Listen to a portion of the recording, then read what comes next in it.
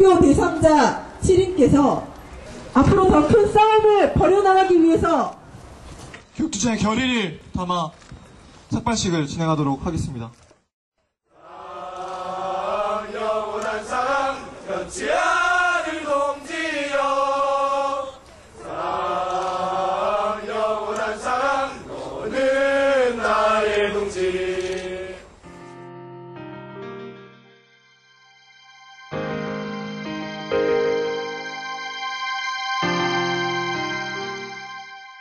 고려대 학생들이 어제 오후부터 현재까지 보직 교수 9명을 학교 본관 건물에 억류하고 있습니다.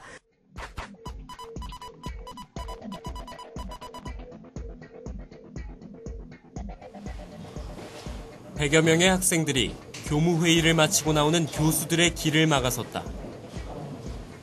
병설보건대 학생들의 투표권을 보장받기 위한 요구안을 전달하기 위해서였다. 지난 3월 22일에도 요구안을 학생처장에게 전달하려 했지만 거부당한 바 있다.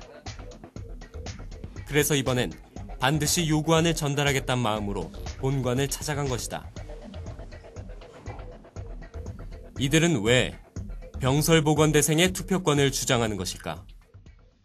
단지 어떤 투표권의 요구랑 국한이 되기보다는 우리 이제 정릉의 학우들이 매년 후년이 되면 이제 실적으로 인원이 상당히 줄어듭니다. 그러면은 어떤 본인들의 어떤 피해나 이런 부분에 있어서 얘기를 할 수 있는 창구가 형성되기가 상당히 힘든 상황이고, 같이 이제 보건대의 어떤 이런 현황이나 실질적으로 학생이 정말 수업권조차도 당하는 피해에 있어서 같이 공유를 하면서 학교에 적극적으로 건의를 할 수 있는, 건의하고 또 개선을 요구할 수 있는 그런 루트와 창구를 마련하기 위해서 올해 같이 공동대표를 선출하자, 그래서 투표를 함께 진행을 하게 된 겁니다.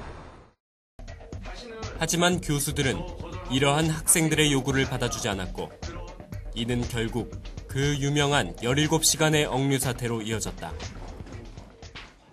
그날은 원래는 이제 진정서 내지는 요구안을 학교 측에 전달하는 게 이제 목적이었고요. 학생들이 신속하게 그걸 요번엔 가로막은 거죠. 그래서 요구안을 받고 가시라. 왜 도대체 못 받겠다고 하시는 거냐라는 얘기가 붙었던 거고, 논쟁이 붙었던 거고, 뭐 출입 같은 것도 뭐 당연히 뭐 화장실 가시는 거나 이런 거는 뭐 상관없었는데, 화장실 가신다고 하셔놓고 뭐 학생들은 찬 바닥에서 앉아 있는데 휴게실 가셔서 쉬시려고 그러고 담배 피우면서 잡담 하시려고 하니까 학생들이 성실하게 지금 이 상황에 임해달라, 지금 장난치는 것도 아니고 학생들이랑 저희가 이렇게 집에 안 가고 이렇게 버티고 있고 선생님들한테 요금 받아달라고 부탁하고 있는데 뭔가 말씀을 하셔야지 그렇게 세워라 내워라 그러고 계시면 어떡하냐. 그날 무슨 일이 있었는지는 당사자 외에는 아무도 모른다. 교수님들에게 사과드릴 필요 있다고 생각합니다. 교수님 죄송합니다. 교수님 죄송합니다.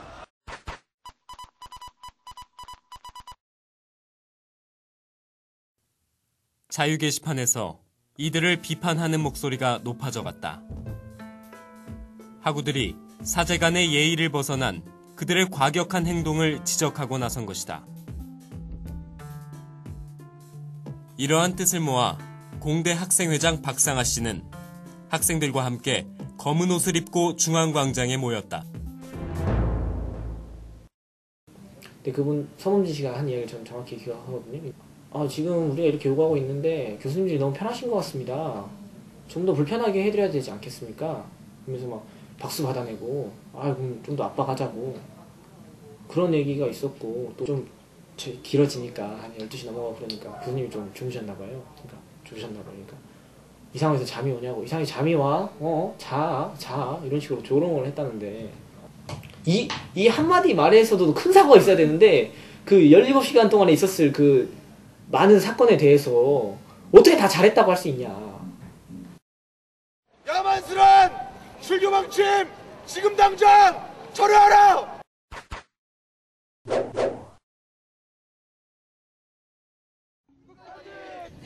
4월 19일 학교는 결국 징계를 내렸다.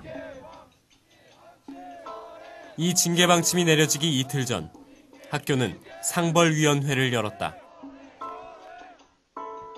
상벌위원회의 학칙에 따라 징계 대상자는 한 명씩 교수들과 면담을 했다. 그런데 면담 순서가 뒤로 갈수록 징계의 수위가 높아짐을 알 수 있었다.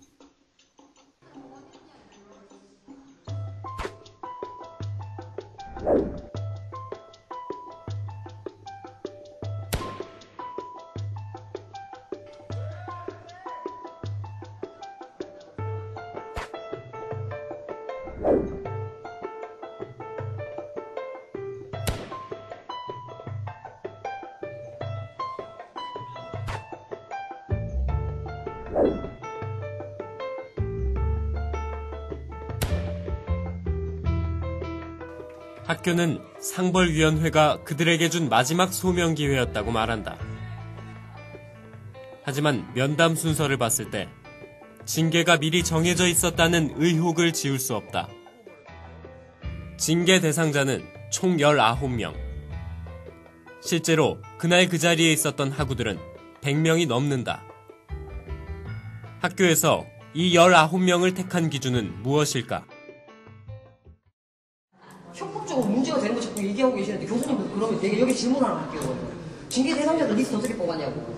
신원 확인되는 사람들 뽑았대. 근데 제가 그때 7시간 중에 10시간 정도로 사회를 보고 있었는데 내가 발언을 시켰고 그 자리에서 자기 소속과 이름까지 명확하게 밝힌 사람이 당과대 학생회장이 2명이나 되는데 그 사람들은 왜 징계 리스트에 포함이 안 되나? 자기들이 기억을 못했대. 그럼 징계 대상자 기준이 뭐냐? 고대신문과 뭐 KUTV 영상을 봤다.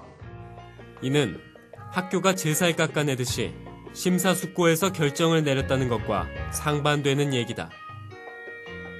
마치 이전부터 항의 행동을 했던 학우들을 주시하고 있다가 이번 기회에 추려낸 것으로 보인다. 징계 수위가 굉장히 높은 7명에게는 출교를 내렸고 19명이라는 사람들에게 무더기로 이렇게 징계를 내렸다는 것은 저는 의미하는 바가 굉장히 크다고 생각합니다. 대부분 이런 학생들이 이제 학교의 비민주적인 학사 운영, 학생들의 의견을 수렴하는 구조가 전혀 없는 학사 운영에 문제 제기를 하고 학생들의 요구를 전달하려고 했던 학생들 19명을 징계했다는 이야기는 앞으로도 이런 식으로 학교의 의견과 반대되지만 학생들에게 절실하게 필요한 그런 활동들, 자치 활동들을 비롯해서 다양한 요구를 전달하는 활동들을 탄압하겠다는 것을 의미하는 것이에요.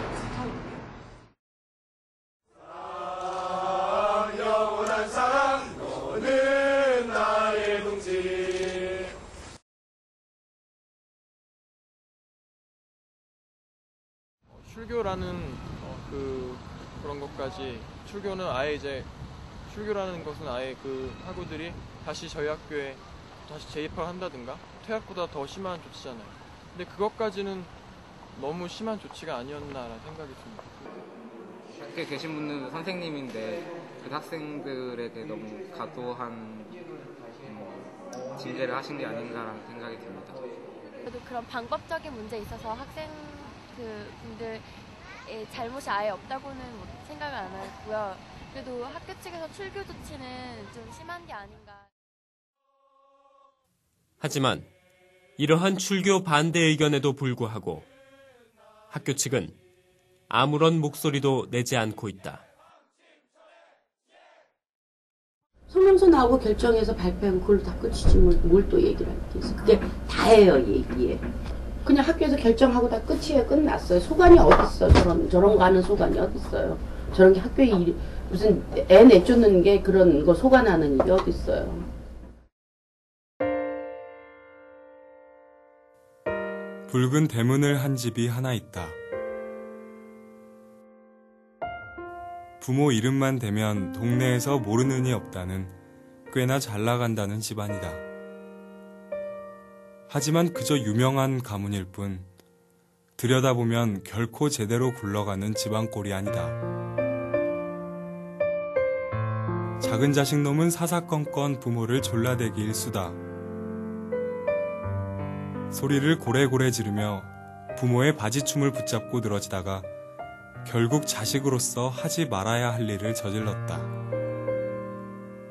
언제부턴가 페르나가 되어가는 자신을 몰랐나 보다. 부모란 사람은 언제나 동네 반상회에서 집안 자랑하기에 여념이 없다. 집 밖에서의 얘기다. 집에만 돌아오면 미운 새끼 울음소리에 통 관심이 없다. 어느 날 작은 놈이 대들자 부모로서 하지 말아야 할 일을 저질렀다. 잘난 집안의 못난 자식 얘기가 집 밖으로 새나가자 부모란 사실을 잊었나 보다. 동네 구경꾼들이 모여들었다. 부모가 목 놓아 울기 시작한다. 작은 놈마저 덩달아 목 놓아 울어댄다. 잠자코 있던 큰 놈이 작은 놈을 가리키며 한마디 한다. 이 자식이 후레 자식이오. 집에서는 부모든 동생이든 일절 대화가 없던 큰 놈이었다. 명망 있는 집안이 몰락하는데 가만히 앉아있을 수는 없었나 보다. 난 이 집안의 막내다. 아직은 어려서 아무것도 모르겠다. 그저 그 무정한 사람이 부모라서 슬프고 그 못난 놈들이 내 형제라서 눈물이 난다. 이 가문에서 태어나 한 식구임이 너무나도 자랑스러웠던 붉은 대문집. 난 오늘 걸려있던 자유, 정의, 진리라는 가훈을 떼어냈다.